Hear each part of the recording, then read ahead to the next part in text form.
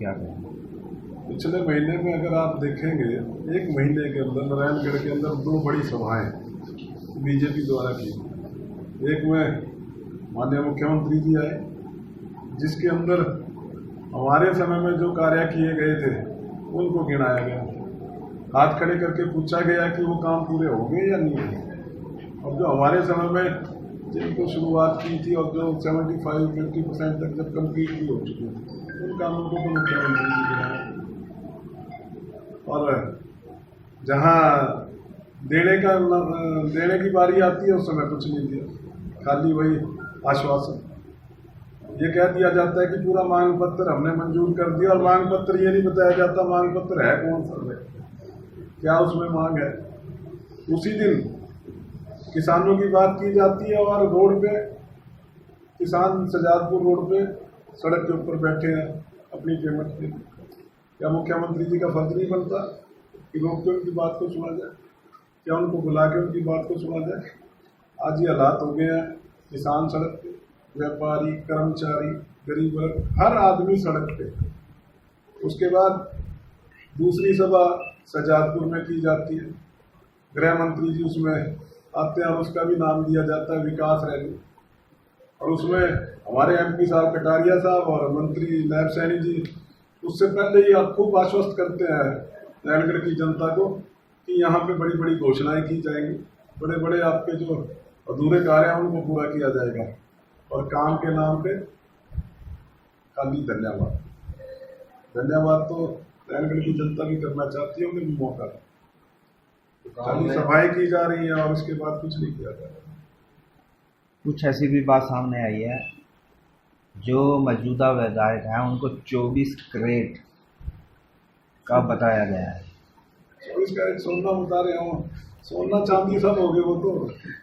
पहले मुख्यमंत्री जी खुद कह गए कि यहाँ की नदियाँ सोना करती, सोना गया कहाँ है? तो 24 कैरेट का बताओ, आप 26 कैरेट का बताओ। फिर सवाल ये है कि ये फैसला तो जनता करेगी, और आने वाले समय में चाहे पार्लियामेंट के चुनाव हो चाहे विधानसभा के चुनाव हो, उसके अंदर आप देखना हरियाणा की जनता के साथ जो धोखा हुआ है, जो पिछले 4 साल से धोखा दिया जा रहा है, जो चुनाव के अंदर झूठे वादे किए गए, उसका जवाब जरूर दे।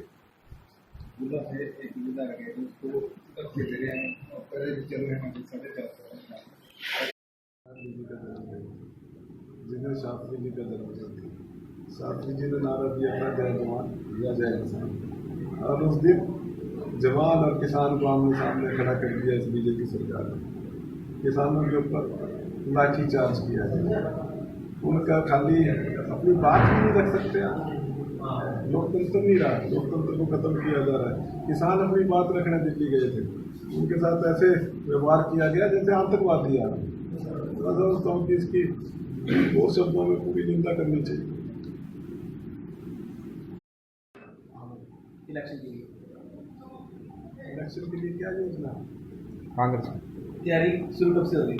तैयारी आप आज करा दो चुनाव, हमारी तो तैयारी है। जिस हिसाब से मंत्री जी पद यात्रा कर रहे हैं, मैं समझता हूँ जहाँ तक मंत्री जी 4 साल तक तो सोच रहे, अब चुनाव नजदीक आ रहे हैं तो पद यात्रा के माध्यम से, आप मुख्यमंत्री की रैली के माध्यम से, गृह मंत्री की रैली के माध्यम से आप अपनी बात रख रहे हैं, तो जनता के बीच में मैं समझता हूँ जब जाएंगे जब पता लगेगा दिक्कत क्या है, लोग चाहते क्या है। सत्ता में रह के क्या ये जो रैलियां कर रहे हैं, पद यात्रा निकाल रहे हैं, क्या इनमें कोई कमजोरी है जो ये जनता में जाके इस चीज़ का जाहिर करें? कमजोरी आपके सामने नजर आ रही है। आप अगर देखें कि पद यात्रा जो की जाती है उसको ध्यान से अगर आप देखेंगे तो गांव के बार बार घूम रहे, गांव के अंदर नहीं जा रहे, खाली एक दिखावा किया जा रहा है। और मैं नहीं मानता कि बीजेपी के नाम पे आने वाले समय में कोई कैंडिडेट वोट भी मांग पाएगा हरियाणा के लिए।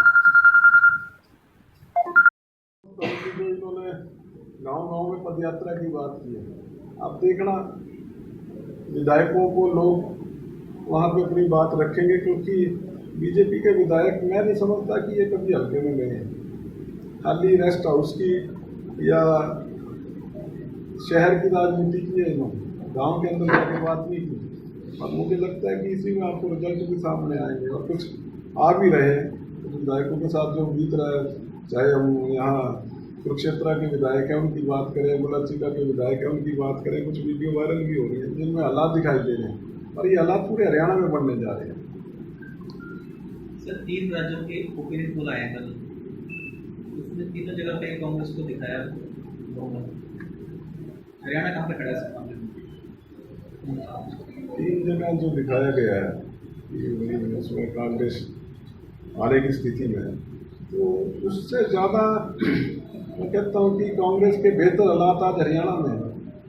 आज हरियाणा में जनता इस उम्मीद पे कांग्रेस के ऊपर विश्वास कर रही है कि पीछे 10 साल जब कांग्रेस का राज रहा तो हरियाणा में अमन शांति थी, लोगों की सुनवाई थी। आज दोबारा से लोगों का मन बन चुका है कि हरियाणा में दोबारा से कांग्रेस की सरकार बनाई जाए। सीटें कितनी देगी कांग्रेस को आने वाले चुनाव में? 67 थी पहले, अब की 70 आएंगी। 2005 में 67 आई थी, अब 70 आएंगी। एक